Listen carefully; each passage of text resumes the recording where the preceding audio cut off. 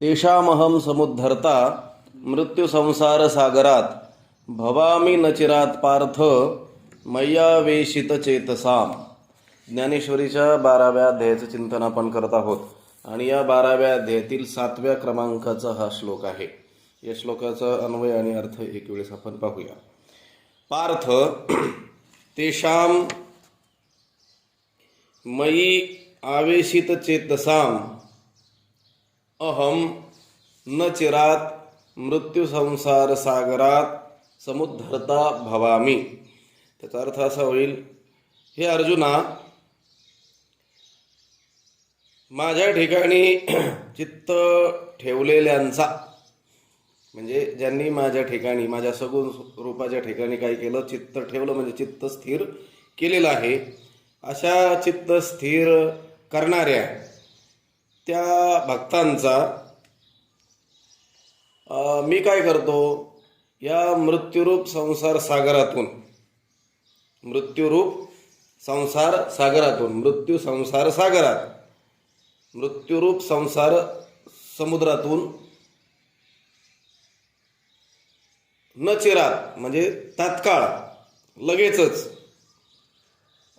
समुद्धरता भवामी, चांगल्या प्रकारचा उद्धार करणारा होतो. भगवंत म्हणतात, मी त्यांचा उद्धार करणारा होतो, मी त्यांचा चांगल्या प्रकारे उद्धार करणारा होतो. कुणाचा, कशातून, तर भक्तांचा. कशा भक्तांचा, तर मयी आवेशित चेतसा, म्हणजे ज्यांनी माझ्या ठिकाणी आपलं चित्त काय केलेलं आहे, स्थिर केलेलं आहे, असे जे भक्त आहेत त्या भक्तांचा मृत्यूरूप संसार सागरातून, मृत्यू संसार सागरात, मृत्यूरूपी संसार सागरातून उद्धार करणारा होतो. कधी करतो उद्धार, न चिरात, तात्काळ, लक्षात आलं का, लगेचच, अविलंबेन, विलंब न लावता. चिर शब्दाचा अर्थ आहे दीर्घकाळ, आणि न चिरात म्हणजे दीर्घकाळ न लावता, लगेचच. आपण चिरंजीव, चिर काळ लागला म्हणजे खूप काळ लागला. न चिरात म्हणजे खूप काळ न लागता, तात्काळ, लगेचच त्यांचा उद्धार करणारा मी होतो. समुद्धरता, चांगल्या रीतीनं मी उद्धार करणारा होतो.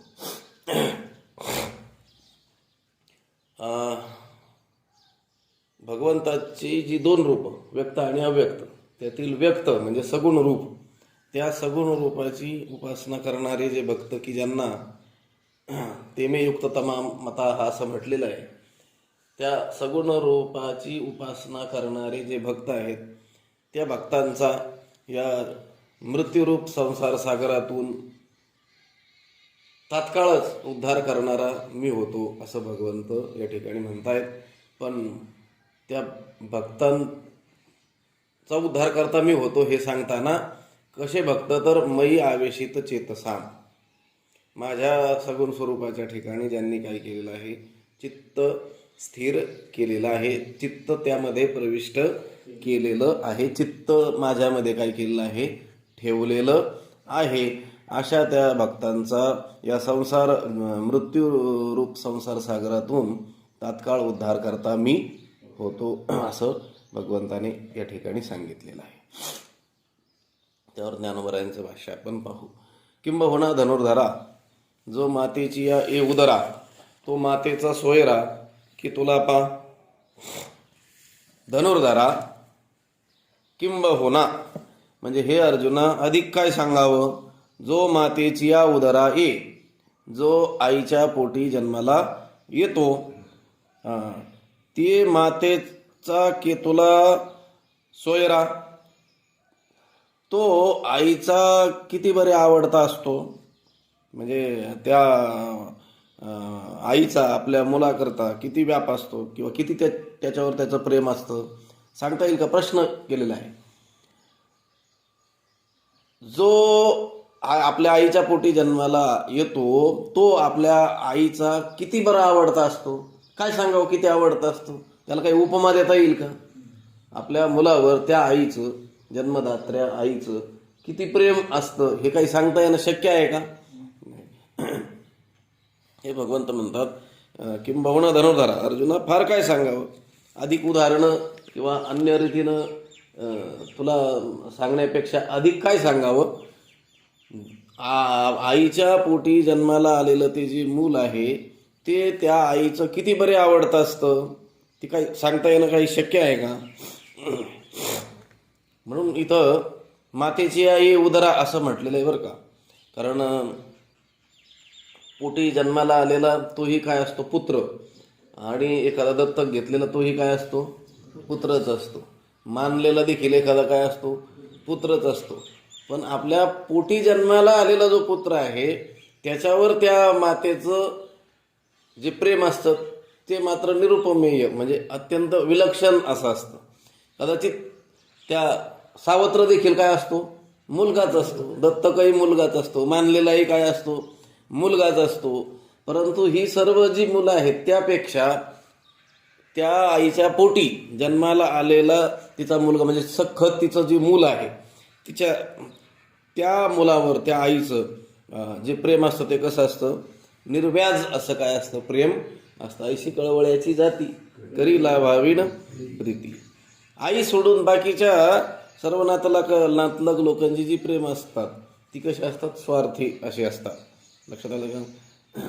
आपण संतांची वचनं पाहतो, जो चाले मोठा धंदा तो बहीण म्हणे दादा. लक्षात आलं का. सगळ्यांची जी प्रेम आपल्यावर असतात ती कशी असतात, स्वार्थी असतात. परंतु फक्त आपल्याला जन्म दिलेल्या आईचंच प्रेम मात्र कसं असतं, निस्वार्थी असं असतं व्यवहारामध्ये. म्हणून तिथलं उदाहरण देत असताना त्यानं बराय म्हणतात की हे अर्जुना, अधिक काय सांगावं, अधिक काय बोलावं. बहुना किम, जो मातेच्या उदरा ये, जो आईच्या पोटाला येतो तो मातेचा केतूला सोयरापा, तो आईचा किती बरे आवडता असतो, किती असतो ते सांगता येणं शक्य नाही. सोयरा शब्दाचा अर्थ नातलग किंवा सोयरा शब्दाचा अर्थ आवडता असा आहे. आईला आपलं मूल काय असतं, फार आवडत असतं. ते कसंही असो, फक्त तिच्या पोटी जन्माला आलेला आहे ना, बस झालं. मग ते कुरूप असो पांगळा असो तरी देखील ती आई त्याला कंटाळत नाही. एवढंच नाही तर उलट त्या अंध पंगू अशा असलेल्या मुलावर आईचं प्रेम काय असतं, अधिक असतं. आंधळे पांगळे मुके अनर्गळ परी जीवा परीस बाळ पडियंते माते. त्या जीवापेक्षा देखील त्या आईला ते बाळ काय होत असतं, आवडत असतं. देवा पांगोळ एखादी विजे तरी जन्मोनी जोजारू साहिजे. हे बोलो काय तुझे तुझची पुढा. अर्जुनच देवाला म्हणतो आहे ना की देवा, एखाद्या आईनं त्या मातेनं पांगळ्या मुलाला काय करावा, जन्म द्यावा. तर ते पोटात असताना वागवताना त्याचे कष्ट, प्रसूतीच्या वेळेसही कष्ट, आणि ते पांगळत जन्माला आलेलं असल्यामुळं पुढं जन्मभर देखील काय तिला कष्टच सोसावे लागतात. पण ती सोसते त्या मुलाच्या प्रेमापोटी. लक्षात आलं का. त्या आईचं जे मुलावर प्रेम असतं, ती आई कुठल्याही प्रकारचा आक्रोश, कुठल्याही प्रकारचे आदळापट न करता सुखासमाधानाने त्या मुलाचं सर्व काही करत असते. देह विसरे आपला जवळी घेता शीण गेला. तिला कितीही शीण झालेला असला, कितीही कष्ट पडलेले असले तरी त्या मुलाला जवळ केलं की तिचा सर्व शीण भार नाहीसा होतो. किंबहुना धनुर्धरा, जो मातेची आई उदरा तो मातेचा सोयरा की तुला पा. कशा करता हे उदाहरण दिलं इथं. जन्मदात्र्या आईचं तिच्या त्या मुलावरती किती प्रेम असतं म्हणून सांगावं असं जे इथं म्हटलं, त्याचं कारण आहे की तो जो सगुण भक्त आहे तो भगवंताला मुलाप्रमाणे आहे आणि भगवंत त्याच्या आईप्रमाणे आहे. लक्षात आलं का. म्हणून तो जो भक्त आहे तो भगवंताला सांगायचं की तो मला किती आवडतो म्हणून काय सांगावं. जसं त्या जन्मदात्र्या आईला त्या जन्माला आलेलं, तिच्या पोटी जन्माला आलेलं मूल जेवढं म्हणून आवडतं, लक्षात आलं का, तेवढा तो भक्त मला काय होतो, आवडतो. आणि त्या मुलाचं जसं ती आई सर्व काही करते तसं त्या भक्ताचं मी काय करतो, सर्व काही करतो. तीवी मी तया जैसे असती तैसिया कळीकाळ नकोनिया घेतला पट्टा. तीवी मी तया, तीवी जैसे असती तैसिया तया मी, हे कळीकाळ नोकोनिया पट्टा घेतला.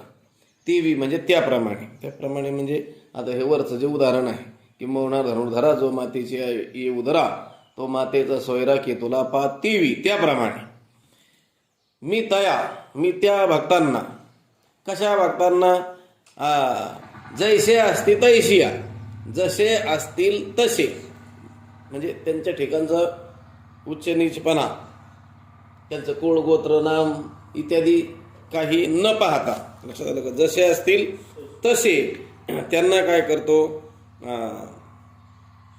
कळीकाळ नोकोनिया घेतला पटा, त्यांना कळीकाळाचा पराभव करून मी काय करतो, माझ्या पदरात त्यांना घेतो. लक्षात आलं का, किंवा त्यांच्या रक्षणाचा भार सर्व काय करतो, मी घेतो, मी उचलतो. लक्षात आलं का, पट्टा घेतला. कळीकाळ नोकोनिया, कळीकाळाचा पराभव करून, कळीकाळाला त्यांना स्पर्श देखील करू न देता, कळीकाळाला त्यांच्याजवळ भटकू न देता, त्या कळीकाळाशी सामोरं मी जाऊन त्या भक्तांचं काय करतो मी रक्षण करतो. मातृप्रेमाने त्यांना काय करतो, माझ्या पदरात घेतो, त्यांच्या रक्षणाचा भार मी आपल्यावर घेतो. जसं ती आई, उदाहरण 83वी ओवी आणि 84वी ओवी, वरच्या याच्यात जो दृष्टांत दिलेला आहे की त्या आईच्या पोटी जन्माला आलेलं मूल त्या आईला किती म्हणून आवडतं काय सांगावं.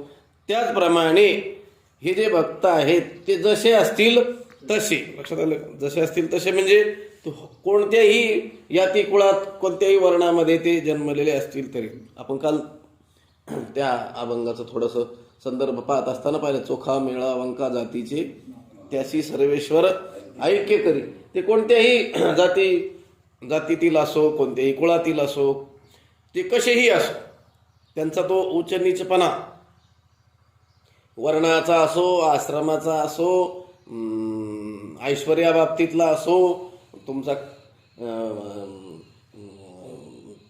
ह्या लौकिक विद्येबाबतीतला असो, अडाणी असो की शिकलेले असो, ब्राह्मणासारख्या उच्च कुळातील असो की कोण्या हीन कुळातील असो, संन्यास जो आश्रम आहे त्यातील उच्च आश्रमातील असो की कोणी गृहस्थी असो, कोणी काळा असो की कोणी गोरा असो, कोणी स्त्री असो की कोणी पुरुष असो, तो कोणताही भेद मी न पाहता जसे असतील तसे त्यांचा काय करतो, मी अंगीकार करतो. कळीकाळ नोकोनिया, कळीकाळाचा पराभव करून त्यांच्या रक्षणाची जबाबदारी मी घेतो किंवा माझ्या पदराखाली त्यांना घेतो.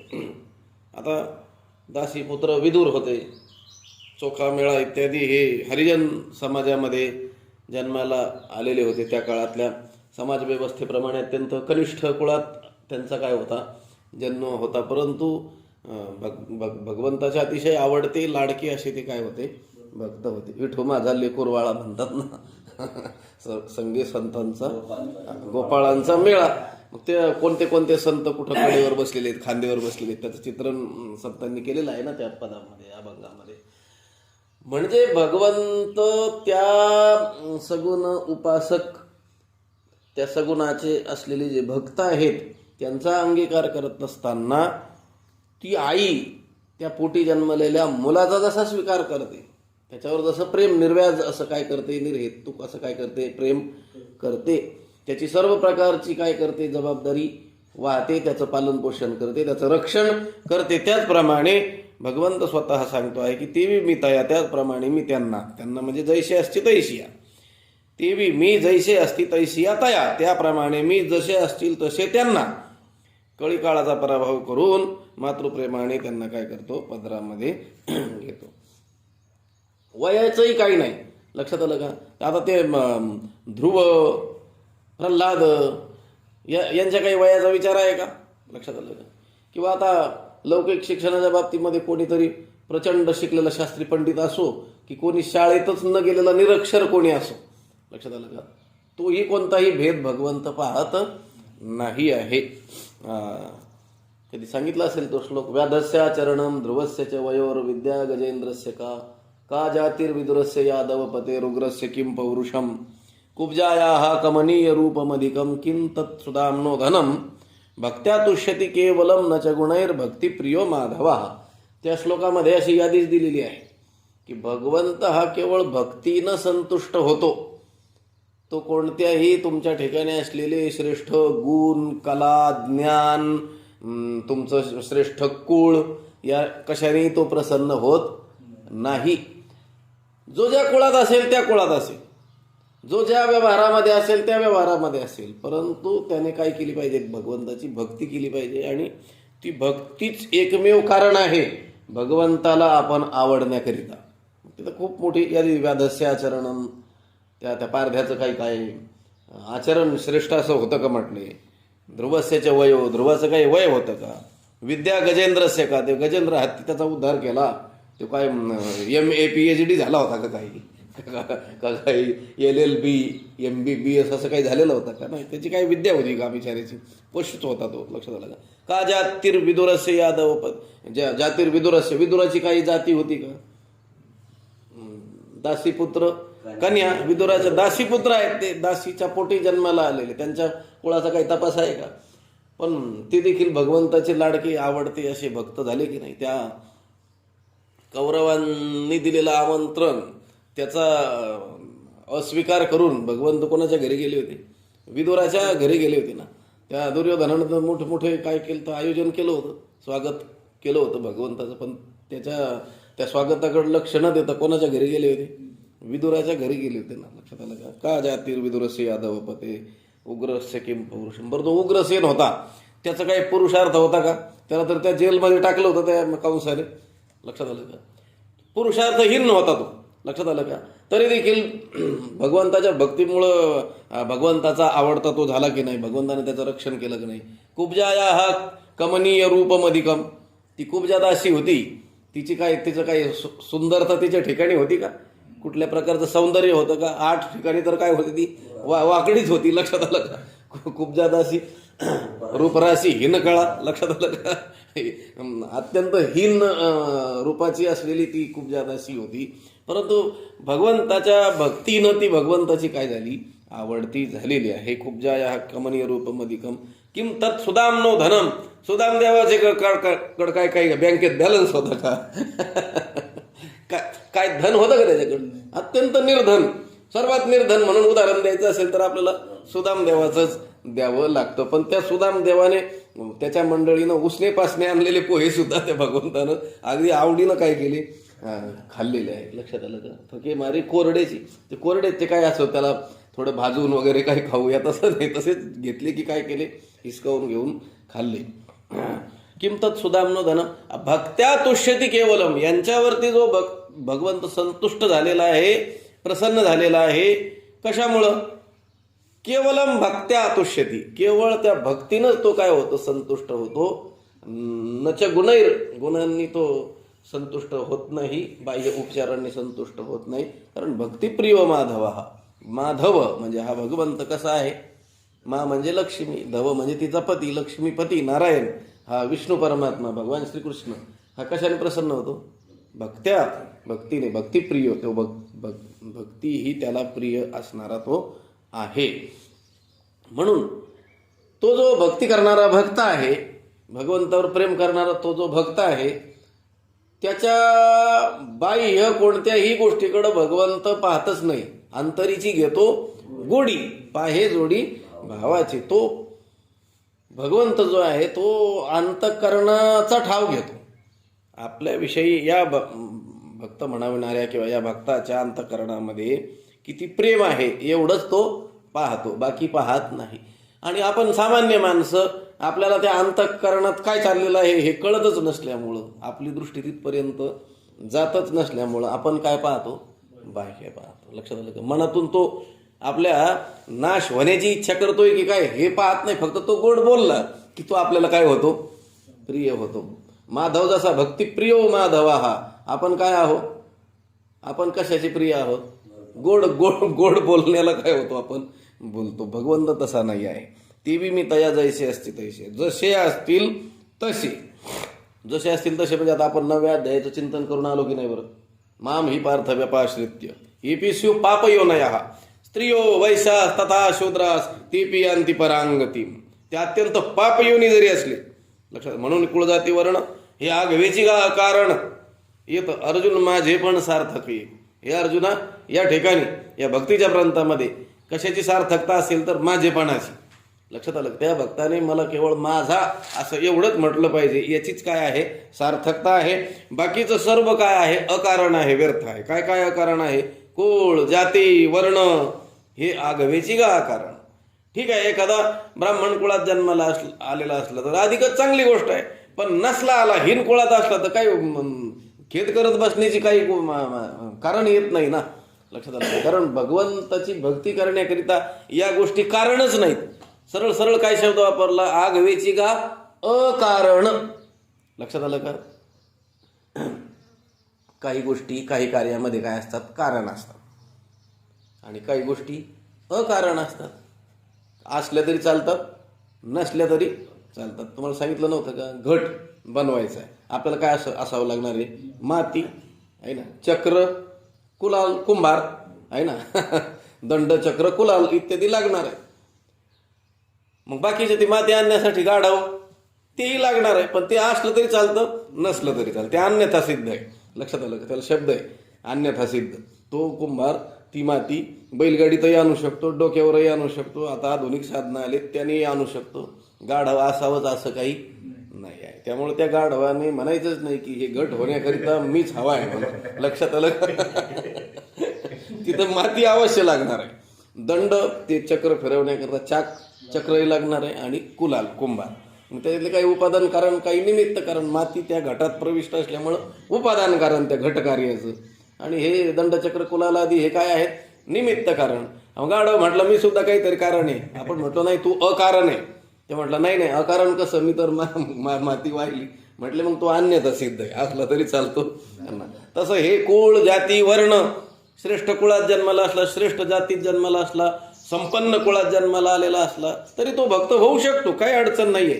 पण नसला तर भक्त होऊ शकत नाही असं नाही ना.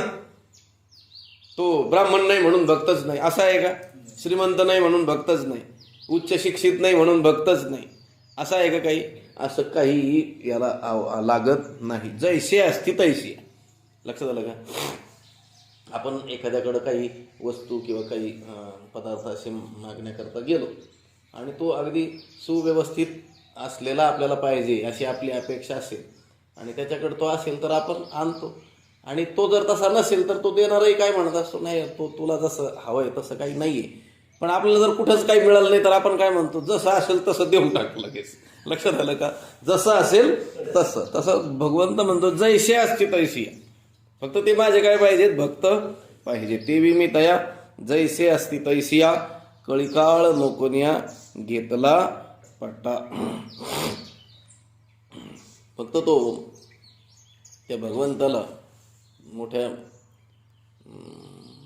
प्रेमभावनेने शरण गेलेला मात्र असला पाहिजे.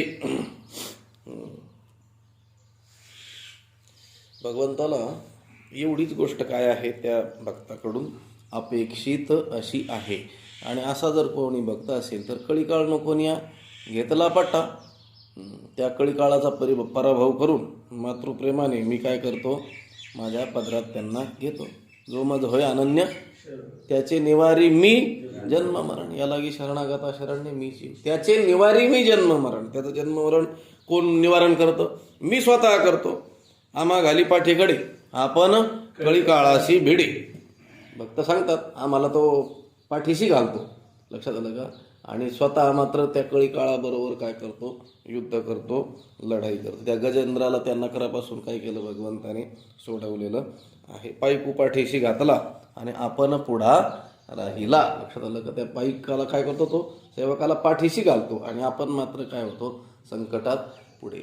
इतर संबंधी जे असतात ते संकटात काय असतात? आगे बढो, तुम आगे बढो. आम्ही तुमच्या पाठीशी आहोत. काळजी करू नका, आम्ही तुमच्या काय आहोत? पाठीशी आहोत. म्हणजे काही प्रसंग आला तर तसेच पळून जायला आम्ही मोकळे असं ते सांगत असतात. भगवंत तसा नाही. भगवंत पुढं होतो ना आपल्याला काय करतो?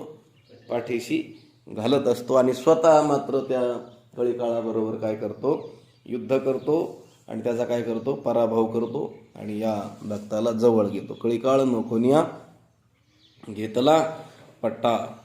एरवी तरी माझी या भक्ता आणि संसाराची चिंता, काय समर्थाची कांता कोरांन मागे. परत प्रश्नार्थकच विचारलेला आहे. एरवी तरी माझी या भक्ता. एरवी विचार जर करून पाहिला आपण तर मग माझिया भक्ता आणि संसाराची चिंता, माझे भक्त आणि त्यांना संसाराची काळजी, असं होईल कसं? काय विचारतात, समर्थाची कांता कोरांन मागे काय? त्या समर्थाची सार्वभौम राजाची महाराणी ती पत्नी ती पोटाकरता कोरड्या अन्नाची भिक्षा मागेल का? असं होईल का कधी? असा शब्दप्रयोग तुम्हाला आढळेल का कधी? तो श्रीमंत आहे भीक मागतो म्हणून. अहो श्रीमंत आहे मग भीक कशी काय मागतो? लक्षात आलं का? बलवान आहे आणि दीन झालेला आहे, असं कधी होईल का? होऊच शकणार नाही. तुम्ही असा मनुष्य पाहिला का कधी? अंगावरती किलोभर सोन्याचे दागिने घातलेले आणि ॲल्युमिनियमची प्लेट घेऊन स्टँडवर भीक मागतो. असं कधी, असं चित्र कल्पना तरी करणं शक्य आहे का असं? हा, एक किलोभर अंगावर दागिने ज्याने घातलेले आहेत, जो नोकर ठेवू शकतो अनेक. लक्षात आलं का? केवळ शोभेची वस्तू म्हणून जी धारण करायची ती जर किलोभर सोन्याची तो घालीत असेल तर त्याची संपत्ती किती प्रचंड असेल. तो भीक मागणं कधी शक्य आहे का? नाही. आपण असे कल्पनाच करू शकत नाही. त्याचप्रमाणे भगवंत म्हणतोय माझी या भक्ता आणि संसाराची चिंता. माझा भक्तही म्हणतो आणि पुन्हा काय करतोय? संसाराची.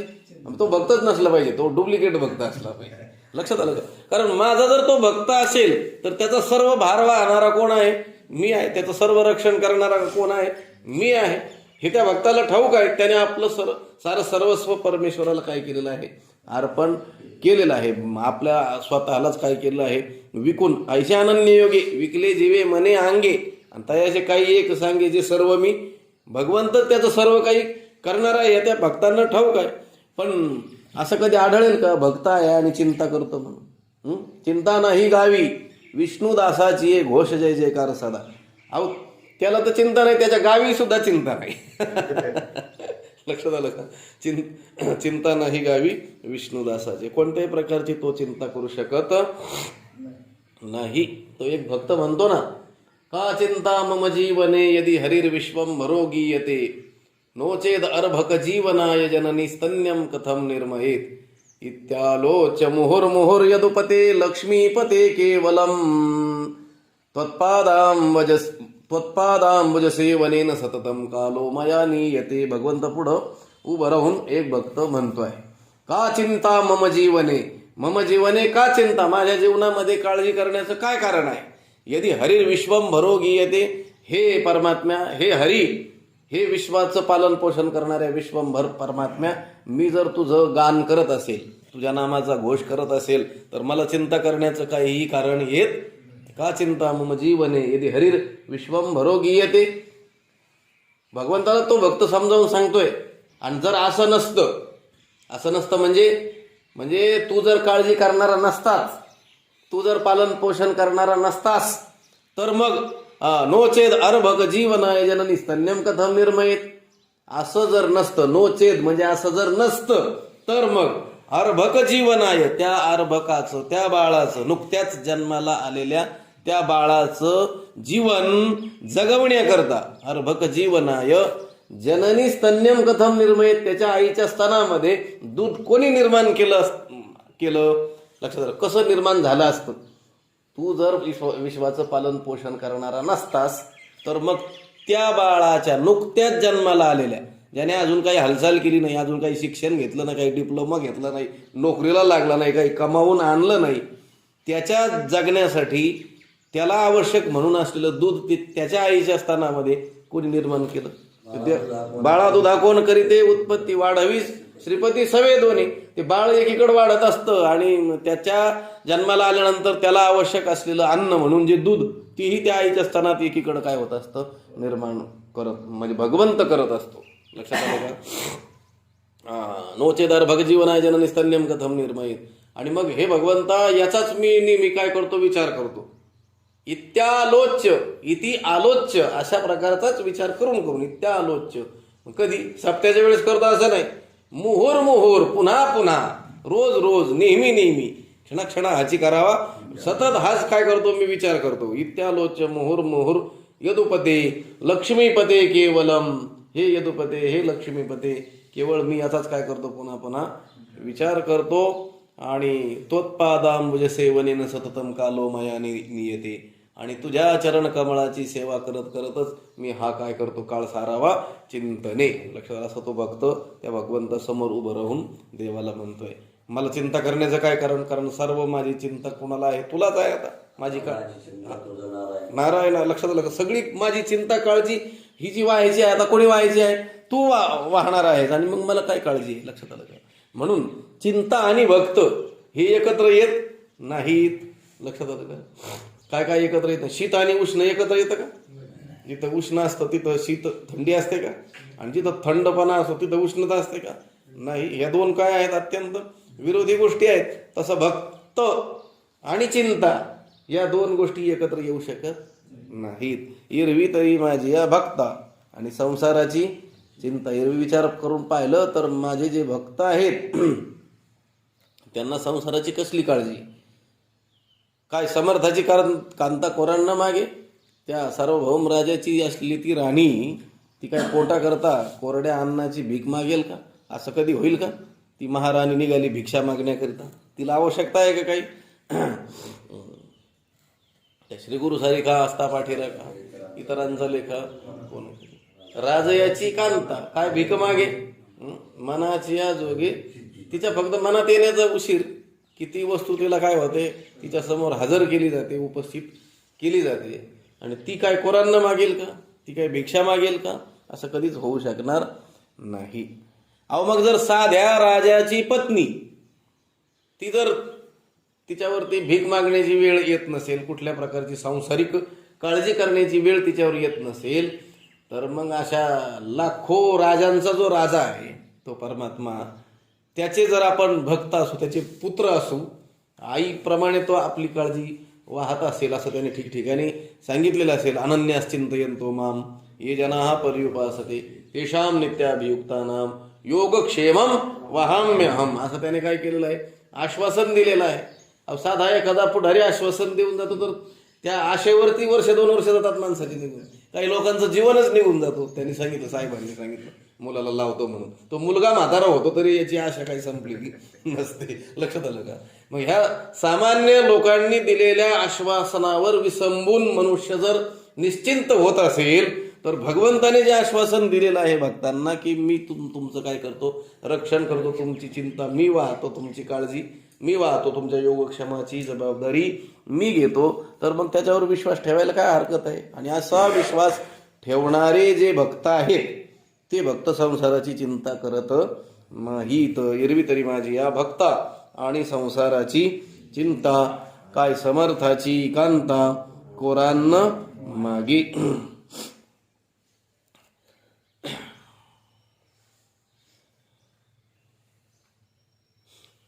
तुकाराम महाराजांनी आणखी एक पाऊल पुढं या बाबतीत टाकलेलं आपल्याला दिसून येतं. उदाहरणाच्या बाबतीमध्ये त्यांनी असं उदाहरण दिलंय की प्रीती नाही राजा वर्जिली ते कांता परी तिची सत्ता जगावर. ज्या राणीवर राजा प्रेम करतो तिला तर संसाराची काळजी नाहीच आहे. पण एखादी नावडती असलेली राणी राजाला पत्न्या असतात ना काही आवडत्या काही नावडत्या. लक्षात आलं का. त्याने नवी आवडीची नि भरे कामोकनी जे वनिता विसरे त्याप्रमाणे त्याने नवीन दुसरी स्त्री केली आणि हिला काय केलं हिचा त्याग केला. हिच्यावर आता तो प्रेम करत नाही. तुकोबराय म्हणतात जरी त्या राजाचं त्या राणीवरती आता तसं प्रेम राहिलेलं नसलं प्रीती नाही राजा वर्जिली ते कांता आणि ती कांता तिचं काय केलं त्याग त्याने केलेला असला तरी तिची सत्ता जगावरी तरी देखील तिची काय असते सत्ता जगावर असते. आजी आमदार माझे आमदार असलं तर त्याचं ऐकावं लागतं साहेब लोकांना. लक्षात आलं का. अहो मग एका सामान्य राजाची नावडती असलेली स्त्री तिला सुद्धा जर सांसारिक गोष्टींची काळजी करावी लागत नसेल तिची सुद्धा सत्ता जर चालत असेल तर मग भक्त जे भगवंताचे काय आहेत, अत्यंत आवडते आहेत, अत्यंत लाडके आहेत, त्यांना संसाराची काळजी करण्याचं काही कारण येतं का? काही कारण येत नाही. काय समर्थाची कांता कोरांना मागे इरवी तरी माझी या भक्ता, आणि संसाराची चिंता काय समर्थाची कांता कोरांना मागे. हा तर दृष्टांत दिला. तैसे ते माझे कलत्र हे जाणीजे, काही सेनी ही न लाजे तयांची मी. तैसे ते माझे, तैसे म्हणजे त्याप्रमाणे, त्याप्रमाणे म्हणजे या वरच्या ओवीतल्याप्रमाणे. काय समर्थाची कांता कोरांना मागे, राजाच्या पत्नीला काही भीक मागण्याची वेळ येते का? नाही येत. त्याचप्रमाणे ते माझे, ते काय आहेत? माझे आहेत. माझे काय आहेत? कलत्र आहेत. ते भक्त माझं काय आहेत? कुटुंब आहेत. लक्षात आलं का? भगवंत म्हणतोय ते भक्त माझं काय आहेत? कुटुंब आहेत. पत्नीला काय म्हणतात? कुटुंब म्हणतात की नाही? सगळ्या घराला कुटुंब म्हणतात. लक्षात आलं का? पण त्या पत्नीला देखील काय म्हणत असतात? कुटुंब म्हणत असतात. लक्षात आलं का? नाही तर मग ते एक शब्द येतो ना, सहकुटुंब सहपरिवार. लक्षात आलं? तिथं कुटुंब शब्द पत्नीला अनुलक्षून आलेला आहे. कारण जर सर्व घराला अनुलक्षून आला असता तर सहपरिवार परत कशाला म्हटले असते? सहकुटुंब म्हणजे तुमच्या कुटुंबासह, किंवा एखादा मनुष्य ओळख करून देताना म्हणतो हे आमचं काय आहे? कुटुंब आहे. लक्षात आलं का? तसं भगवंत म्हणतो ते भक्त जे आहेत ना ते माझं काय आहेत? कुटुंब आहे. त्याप्रमाणे तैसे ते माझे कलत्र हे जाणीजे, ते माझे काय आहेत? कुटुंब आहे. त्यामुळं काही सेनी ही न लाजे तयाचे मी. त्यामुळं त्यांचं कोणतंही काम करताना त्याची मला काय वाटत नाही? लाज वाटत नाही. आपल्या घरच्यांचं काही काम करत असताना आपल्याला लाज वाटेल का? ज्यांचा आपण आपले म्हणून स्वीकार केलेला आहे त्यांच्यावर काहीही प्रसंग आला आणि ते काम करण्याची वेळ आपल्यावर आली तर आपण त्यामध्ये काही लाज बाळगू का? काही लाज बाळगण्याचं कारण येत नाही. कारण ते काय आहेत? आपले आहेत. भगवंत म्हणतो आहे तैसे ते माझे कलत्र हे जाणीजे, त्याप्रमाणे ते भक्त माझे काय आहेत? कुटुंब आहेत असं जाणावं, जाणीजे असं जाणावं. त्यामुळे तयाचेनी काही सेनी ही मी न लजे, त्यांचं कोणतंही काम करताना मला त्याची काय वाटत नाही, लाज वाटत नाही. कलत्र, कलत्र म्हणजे कुटुंब, कलत्र म्हणजे पत्नी. लक्षात आलं का? न लजे, लाज वाटत नाही, संकोच वाटत नाही. उलट त्या पत्नीला जर अर्ध वस्त्रानिशी फिरण्याची वेळ आली असेल तर त्याची लाज कोणाला? तुका म्हणे नग्न भाज तरी ते लाज स्वामीशी. लक्षात आलं का? तिची लाज दुसऱ्या लोकांना वाटेल का? कोणाला वाटेल? नवऱ्याला वाटेल. म्हणजे तिला नग्न फिरण्याची वेळ आली तर तिचा स्वीकार ज्याने केलेला आहे त्या नवऱ्याला तिची काय आहे? लाज. आणि तिच्यावर काही प्रसंग गुदरला तर ते जबाबदारी पालन करत असताना त्याची काही लाज वाटण्याचं काही कारण नाही आहे. लक्षात आलं का? कारण ते काय आहेत? आपले. तैसे ते माझे कलत्र हे जाणीजे. त्यामुळं भगवंत म्हणतात की ते माझे आहेत आणि ते माझे असल्यामुळं, माझे कलत्र असल्यामुळं, माझं कुटुंब असल्यामुळं त्यांचं काहीही काम करण्यामध्ये मला काय वाटत नाही? लाज वाटत नाही. मला माझ्या भक्तांचं काम करण्यामध्ये कोणत्याही प्रकारची लाज वाटत नाही. त्या राजसूय यज्ञामध्ये भगवंताने उष्ट काढण्याचं काम केलं की नाही? ते पात्र उचलण्याचं काम केलं की नाही? भक्ती काज नाही लाज धरीत. तो भगवंत लाज धरत नाही. त्या भक्तांचं कार्य करण्यामध्ये भगवंत कोणत्याही प्रकारची लाज धरत नाही. बरोबर आहे. ज्ञानेश्वर महाराजांच्या मतानुसार पुन्हा पुन्हा जन्माला येणं आणि पुन्हा पुन्हा मरावं लागणं ते लाज पै निर्मळा आणि सुगा गोड असं म्हटलेलं आहे. लक्षात आलं का? ती खरी काय आहे? लाज आहे. पण गर्भवासाला जाणं हे अत्यंत लाजिरवाणं काम असताना सुद्धा तो जो भगवंत आहे तो भक्तासाठी, अंबऋषीसाठी जन्मसोशी आहे. लक्षात आलं का? तो भक्तासाठी गर्भवासाला जाण्यासारख्या अत्यंत लाजिरवाण्या म्हणाविल्या जाणाऱ्या गोष्टी करण्यामध्ये देखील लाजलेला बाकीच्या तर गोष्टी मग किरकोळ आहेत. लक्षात आलं भगवंताचं दोन्ही भांडी करणं. लक्षात आलं का? त्या चोखोबाची बहीण झाला शारंगधर, वहिनी उघडादार हाका मारी. लक्षात. चोखोबांच्या पत्नीचं बाळंतपण कोणी केलं? भगवंताने केलं. ह्या अशा कामाची त्याला काय लाज वाटणार आहे त्या भक्तांच्या? मी काय सांगितलं, जन्माला येण्यासारखी लाजिरवाणी कोणतीच गोष्ट नाही आहे. ती जन्माला येण्यासारखी, गर्भवासाला जाण्यासारखी अत्यंत लाजिरवाणी असलेली, हीन असलेली जी गोष्ट आहे ती सुद्धा करण्यासाठी भगवंत त्या भक्तासाठी काय होत नाही, लाजत नाही. हा, तो गर्भवास काय करतोय? सोसतोय त्या भक्तासाठी.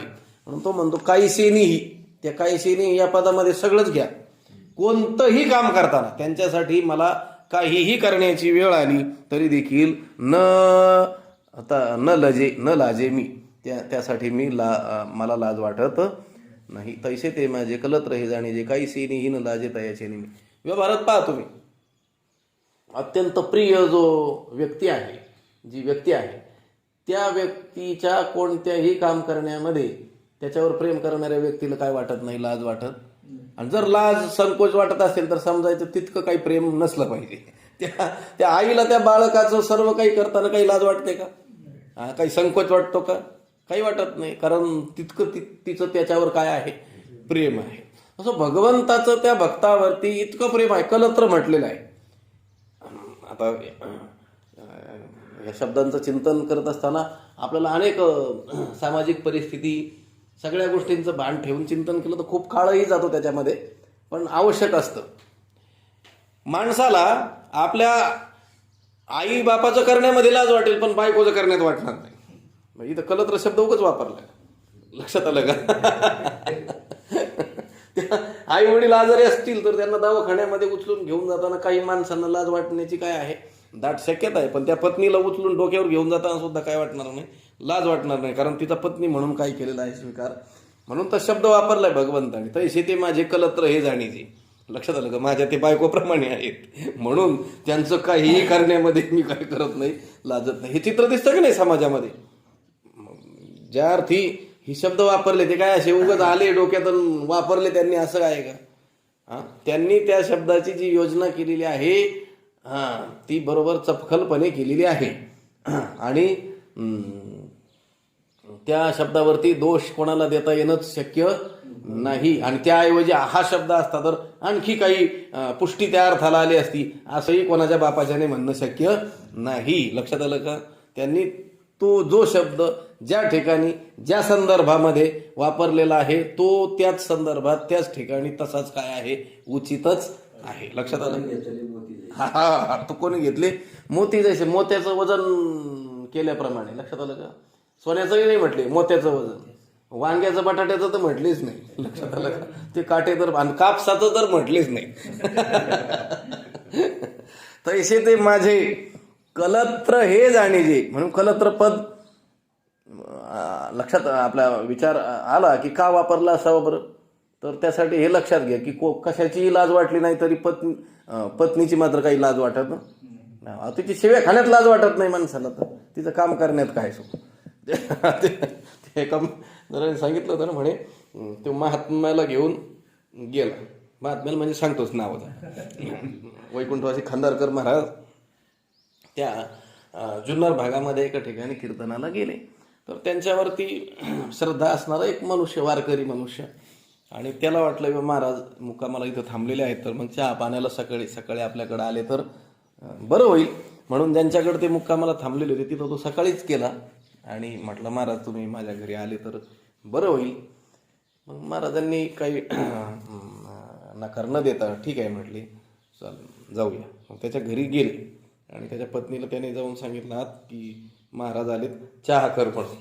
आता ती पत्नी फार विचित्र अशी होती त्याची पत्नी, म्हणजे बहुतेक वारकऱ्यांच्या पत्न्यासारखीच समजा. तिनं ती दोनची बडबड सुरू केली, कोण बाबा घेऊन आले काय.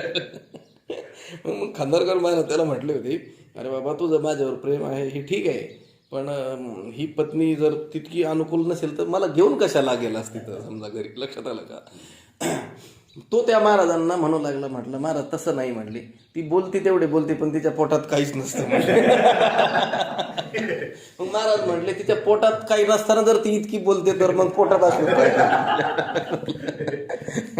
म्हणजे त्या पत्नीचं काहीही कार्य करत असताना त्या पतीला काही लाज वाटत नाही, तिचं बोलणं ऐकून घेता नाही वाटत नाही, म्हणून तर इथं कलत्र शब्द वापरतात. तसे ते माझे, ते जे भक्त आहेत ते माझे काय आहेत, कुटुंब आहेत, त्यामुळे त्यांचे कोणतेही काम करताना मला त्याची लाज वाटत नाही. काही शेनीही न लाजे तयाची निमी, जन्म मृत्यूची या लाटी, झळंबती या सृष्टी, ते देखोन या पोटी ऐसे जाहले. जन्म मृत्यूची या लाटी, या सृष्टी झळंबती, जन्म मरणाच्या लाटेमध्ये ही सृष्टी म्हणजे हे जग झळंबती म्हणजे गटांगळ्या खात आहे. ते देखून या, ते पाहून पोटी ऐसे झाले, ते पाहून माझ्या मनात, माझ्या पोटात, माझ्या मनात असे विचार निर्माण झाले. पुढच्या ओळीचा संदर्भ आहे, जन्म मृत्यूची या लाटी, या जन्म मरणाच्या लाटेमध्ये हे जग काय करत आहे, गटांगळ्या खात आहे, हे पाहून माझ्या मनात विचार निर्माण झाले. संतांचे सुद्धा बुडत हे जन न देखवे, येतो कळवळा म्हणून, येतो हिताचा कळवळा, पडती हाती म्हणून काळा. हे सर्व लोक काळाच्या हाती पडत आहेत, या जन्म मृत्यू रूप या संसार सागरात गटांगळ्या खात आहेत, बुडत आहेत. हे पाहून संतांच्या मनामध्ये काय आला, विचार आला, कळवळा उत्पन्न झाला की यांचा उद्धार कसा होईल. तर तोच प्रकार भगवंत इथं सांगतात की जन्म मृत्यूची या लाटी, या जन्म मृत्यूच्या लाटामध्ये, या संसार सागरामध्ये ज्या लाटा असणार आहेत त्या कशाच्या असणार आहेत. आता हा जो समुद्र आहे आपला हिंदी महासागर, त्याच्यामध्ये ज्या लाटा आहेत त्या कशाच्या, पाण्याच्या, पाण्याचा सागर तर पाण्याच्याच लाटा, आनंदाचा सागर असेल तर आनंदाच्या लाटा. तसं हा जो संसार सागर आहे, या संसार सागरामध्ये ज्या लाटा असणार आहेत त्या कशाच्या असणार आहे, जन्म आणि मृत्यूच्या. लक्षात आलं का, जन्म मृत्यूच्या लाटी, झळंबती या सृष्टी, हे जग या जन्म मृत्यूच्या लाटेमध्ये काय करत आहे, गटांगळ्या खात आहे. हे पाहिलं भगवंताने पाहिलं आणि त्याच्या मनामध्ये काय झाला, विचार निर्माण झाला. ह्या पुरामध्ये, वेगाने वाहणाऱ्या त्या नदीमध्ये जर तो जीव सापडला तर तो काय होतो, गटांगळ्या खाऊ लागतो, म्हणजे अत्यंत दुःख भोगतो. काही क्षणातच त्याचा काय होतो, तिथं सर्वनाश होतो, मृत्यू होतो. म्हणजे गटांगळ्या खाणं म्हणजे दुःख भोगणं. लक्षात आलं का. हे जे जीव आहेत हे या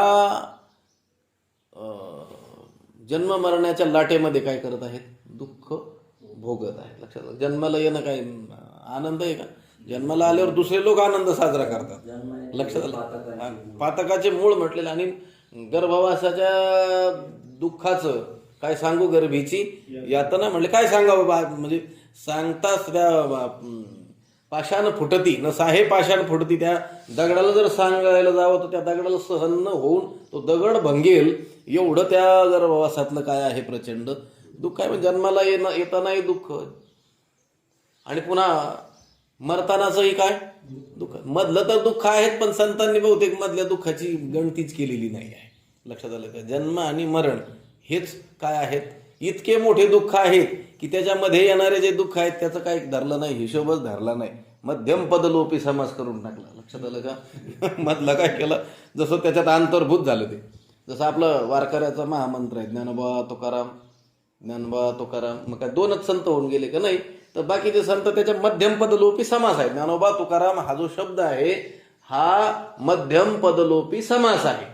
मग मध्ये कोणते पद लोपले, मग नामदेव महाराज, सावतामाळी हे सगळे काय झालेले आहेत त्याच्यामध्ये लोपले. ज्ञानोबा तुकाराम म्हणण्यामध्येच ज्ञानोबा तुकाराम महाराजांचं ग्रहण तर होतच, पण मधल्या सर्व संतांचं काय होतं त्याच्यामध्ये ग्रहण केलं जातं. तसं जन्म मृत्यूचं दुःख एवढंच संत मानतात, त्याच्यात मधल्याचं काय होतंय ग्रहण होऊनच जातं. आणि मधले किरकोळ दुःख आहेत संतांच्या दृष्टीनं. जन्म दुःखम, जरा दुःखम, जाया दुःखम, पुन्हा पुन्हा अंतकाले महत् दुःखम, तस्मात जागृही जागृही. जन्म दुःख, जन्माचंही दुःख, जरा दुःखम, म्हातारपणाचंही दुःखम, जाया दुःखम, पत्नीचं सुद्धा म्हटले काय दुःखम, आणि अंतकाले महत् दुःखम. लक्षात आलं. वैतागलेला होता काय ऋषी हा. जया दुःखम. बरं पुन्हा पुन्हा शब्द जोडलाय बरं का त्याला. जन्म दुःखम, जरा दुःखम आणि जाया दुःखम पुन्हा पुन्हा. लक्षात हे तरी एकदाच त्या जन्मात. कोणतं जन्माचं म्हातारपणाचं एकदाच त्या जन्मामध्ये. पण पत्नीचं ते म्हटले वारंवार पुन्हा पुन्हा. लक्षात आलं का. दुःखम आणि अंतकाले महत् दुःखम. आणि अंतकाळाच्या वेळी तर भयंकर प्रचंड दुःखच दुःख. हे जन्म मृत्यूच्या लाटी, या जन्म मरणाच्या लाटेमध्ये हे जग काय करत आहे, गटांगळ्या खात आहे. हे पाहून माझ्या मनामध्ये असे विचार निर्माण झाले. कोणाच्या? भगवंताच्या. भगवंत म्हणतो हे सर्व जगत हे जन्म मृत्यूच्या लाटेमध्ये गटांगळ्या खात आहे. हे पाहून सगळं जगत आलं बरं का. ब्रह्मस्तंभ पर्यंत आलं. आपल्याला एवढं दिसतंय इहलोक हा तर आलाच याच्यामध्ये, या सृष्टी शब्दात. परंतु ज्याला परलोक म्हणतो ते परलोक देखील याच्यात आले. इंद्रचंद्रादी देवही त्याच्यात, अगदी ब्रह्मदेवापर्यंत पोहोचलेली देखील त्याच्यात आले. लक्षात आलं का. ब्रह्मभुवना लोका पुनरावर्ती अर्जुन. त्या ब्रह्मभुवनापर्यंत काय आहे, पुनरावृत्ती आहेच. तो पुनरावृत्तीच्या मापाशी झाला.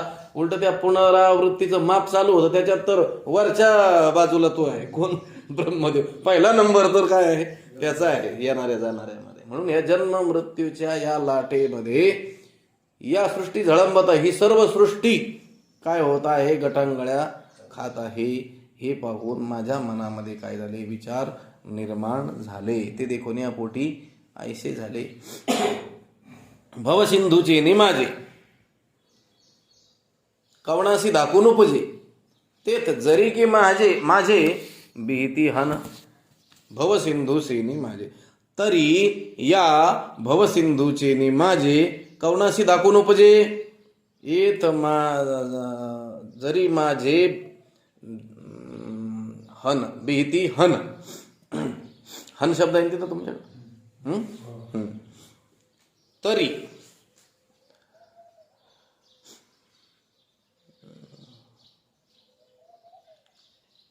भवसिंधूची निमाजे, या भवसिंधूची निमाजे, या संसार सागराच्या उन्मत्त होण्याने, खवळण्याने, पुराने. लक्षात आलं. कोणत्या सागराच्या? संसार सागराच्या या उन्मत्त होण्याने, खवळण्याने, पुराने कवनासी धाकून उपजे. कोणाला धाक उपजणार नाही बरं, कोणाला भय उत्पन्न होणार नाही. असं कोणी आहे का की हा भवसिंधू खवळला आणि त्याला भय उत्पन्न झालं? अहो आपण एखाद्या नदीतून प्रवास करत आहोत. लक्षात आलं का. किंवा या धरणातून प्रवास करत आहोत कशाने, बोटीने. किंवा समुद्रातून प्रवास करत आहोत जहाजाने. आणि थोडासा तो समुद्र खवळला तर कोणी असं आहे का त्याच्या मनात भीती उत्पन्न होणार नाही म्हणून? हे उंचच उंच लाटा, ते जहाज काय करतंय, हेलकाव्या खातं, कधी क्षणात उलट होऊन जाईल, काही नियम नाही. आणि अशा अवस्थेत कोणाला भीती उत्पन्न होणार नाही का? असं कोणी आहे का की ज्याला भीती उत्पन्न होणार नाही? कोणालाही होऊ शकते असा त्याचा अर्थ. भवसिंधूचे माझे कवणाशी दाखवून उपजे, या भवसागराच्या खवळण्याने, उन्मत्त होण्याने कोणाला बरे भय वाटणार नाही. तेथ जरी की माझे भीती हन, तेथ जरी की माझे, ते त्या ठिकाणी माझे जरी भक्त असले तरी देखील ते सुद्धा हन म्हणजे निश्चितच काय होतील, भीती. भगवंत काय म्हणतो आहे, या भवसिंधूच्या उन्मत्त होण्याने कोणाला धाक उत्पन्न होणार नाही, कोणालाही होऊ शकतो. त्या धाक उत्पन्न झालेल्या लोकांमध्ये माझे जरी असले, म्हणजे भक्त जरी असले, तरी त्यांना देखील काय होऊ शकतो, धाक. हे बघा, हे जन्म मृत्यू रूप हे जे भयंकर असं जे दुःख आहे, त्या दुःखाने कोण व्याकुळ होणार नाही? कोणीही होईल. भक्त जरी असलं तरी तो काय होणार आहे, व्याकुळ होणार आहे. भय त्यालाही, त्याच्याही मनामध्ये काय होणार आहे, निर्माण होणारच आहे. पण त्याचं भय दूर करण्याकरिता भगवंत काय करील, प्रयत्न करील, उपाय काय करील, योजी. कोणाचं भय दूर करण्याकरता जे त्याचे आहेत. लक्षात आलं. या भवसिंधूमध्ये सर्व जगच काय करत आहे, या जन्म मृत्यूच्या लाटेमध्ये गटांगाळ्या खात आहे. हे पाहून भगवंताच्या मनामध्ये विचार आला की बाबा हा भवसिंधू जर खवळला तर कोणाला बरं भय वाटणार नाही, कोणालाही वाटू शकतं, त्यामध्ये काही गैर नाही. त्या लोकांमध्ये माझे भक्त जरी असले तरी सुद्धा ते निश्चितच काय करतील, भीतीलच. त्यांना देखील काय वाटणार आहे, भीती वाटणारच आहे. लक्षात आलं का? आता शुकाचार्य जे होते ते आईच्या गर्भामध्ये लपून जे राहिले, कशामुळं राहिले होते ते भीतीमुळेच राहिले होते की नाही. बैसोनी खोळी शुकर आहे गर्भी आंधळा. लक्षात शिनला येर धरा दुःख आठवी वेळोवेळा ते दुःखाची आठवण करून तो शिनलेला तो शिव ते बाहेर यायलाच काय होत नव्हता, तयार नव्हता. म्हणजे भक्त जरी असला तरी देखील या भवसिंधूच्या उन्मत्त होण्याने त्याला देखील धाक उत्पन्न होणारच आहे. लक्षात आलं? कोणीही असो त्याला धाक, ही दहशत, हा दरारा त्याला या भवसिंधूचा वाटणारच आहे. कारण हा भवसिंधू त्यातून तरुण जावं असा जो कोणी उपाय करतो आहे, त्या उपाय करणाऱ्याला सुद्धा हा तरुण जाणं काय नाही आहे, शक्य नाही आहे. तो देखील आणखीच काय होतो, त्याच्यामध्ये काय होतो आहे, गुरफटतो आहे. येथे एक नवलावो जो की जे तरुण पाव तो अपाव होय ते ऐक. लक्षात. इथं जो उपाय तरुण उपाय केला जावा तो काय होऊन जातो आहे, अपायच होऊन जातो आहे. अपाय होऊन अपायच होतो आहे. सुटायाचा काही करीतो उपाय तो हे देखीे पाव गोवी येले. याच्यातून सुटण्याचा जो उपाय करावा तो काय व्हावा, त्यातच आणखीन गुरफटून व्यवहारात पाहतात की नाही लोकांना वाटतं आता थोडंसं हे काम केलं की मग माझी काय होईल, थोडीशी सुटका होईल. सुटका वगैरे काय नाही होत. जितके म्हातारे होत जातात ना तितके ते गुरफटतात. लक्षात आलं का? कोणी व्यवहारामध्ये मनुष्य जे काही करतो ते सुटण्यासाठीच करत असतो. लक्षात आलं का? पण त्याने ते सुटण्याचा केलेला जो उपाय आहे तो सुटण्याचा न होता आणखी काय होत असतो, त्याच्यामध्ये गुरफटला जात असतो. म्हणून भगवंत म्हणतोय की भवसिंधूचे माझे कवणाशी दाखवून उपजे तेच जरी की माझे भीती हन. या भवसिंधूच्या खवळण्याने कोणाला बरं भय वाटणार नाही. मग तिथं माझे भक्त जरी असले ते सुद्धा काय होतील, निश्चितच भीतील. मग त्यांना भिऊ द्यायचं का? तसं नाही. भिणार आहेत ही गोष्ट खरी आहे. भीती त्यांना त्या भवसिंधूच्या उन्मत्त होण्याने वाटणार आहे, सगळ्यांनाच वाटणार आहे. भक्त आहेत त्यांनाही वाटणारच आहे. पण भगवंत जो आहे तो त्या भक्तांना तशीच भीती वाटू देईल का? नाही. त्यांना तसंच त्या गटांगळ्या खाताना असणाऱ्या त्या जीवाला, भक्ताला तसंच बुडू देईल का? नाही देणार. मग काय करील? म्हणून का पांडवा मूर्तीचा मेळावा करुणी त्यांची या गावा धावतू आलो. म्हणून अर्जुना म्हणून पांडवा म्हणून का पांडवा म्हणून अरे अर्जुना मूर्तींचा मेळावा करुणी राम कृष्ण इत्यादी सगुण रूपांचा समुदाय करून, म्हणजे आकाराला येऊन मूर्तरूप होऊन, बरं एक मूर्ती नाही, मेळावा ज्याला जे रूप अनंत रूपे अनंत वेशे देखील मी त्या. लक्षात आलं का? त्या अनंत अवतार घेशी भक्ताकारणे अनंत रूप तो काय करतोय, धारण करतोय. मूर्तीचा मेळावा करून त्यांची या गावा धावतू आलो. त्या भक्तांच्या गावाला वैकुंठाहून काय आलो, धावत आलो. लक्षात आलं का? भगवंत म्हणतात मी तिथं बसून विचार केला, या खवळलेला जो भवसागर आहे, जन्म मृत्यूच्या ज्या लाटा आहेत, त्याच्यात हे जग सगळं गुरफटलं आहे. ते पाहून मी विचार केला की बाबा भवसिंधूच्या उन्मत्त होण्याने कोणाला भय वाटणार नाही. हा अत्यंत भयदायकच हा काय आहे, संसार सागर आहे. त्याच्यात तो उन्मत्त झालाय, खवळलाय. शांत असलेला सागर तरी काही त्याचं एवढं वाटणार नाही, परंतु तो जर खवळला तर कोणालाही काय वाटू शकते, भीती वाटू शकते. मग तिथं माझे भक्त असले तरी त्यांना देखील काय वाटणार, भीती वाटणार. म्हणून मी त्यांना धीर देण्याकरिता म्हणून का पांडवा मूर्तीचा मेळावा करुणी त्यांच्या गावा धावतू आलो. या रामकृष्णादी सगुण रूपांचा समुदाय करून मी त्या भक्तांच्या गावाला वैकुंठाहून काय झालो, धावत आलो. आणखी काय काय केलं त्यांच्यासाठी हे काय, त्या जसं त्या समुद्रात, खवळलेल्या समुद्रात जहाज फुटलेलं आहे, ते प्रवासी बुडत आहेत, त्यांना वाचवण्याकरता वेगळ्या काय आल्या, नावा आल्या आणि त्या नावेमध्ये बसून त्यांना पहिल्या तीराला नेलं. असं चित्र आपल्याला दिसतं की नाही? तसंच नामाची असं सर्वरी पुढे येईल, नावा या उधारी हजारो नामाच्या नावा भगवंत म्हणतात माझं नाम हीच नौका, नामन तुका नाम नौकेमध्ये बैसी म्हटलेलं आहे ना. अशा हजारो करून सजून मी या संसार सागरातून त्यांना तारण्याकरिता तारू झालो. पुन्हा पुढे येईल विषय, उद्याच्याला आपण तो पाहणार आहोत. पुंडलिक वरदा हरी विठ्ठल देव तुका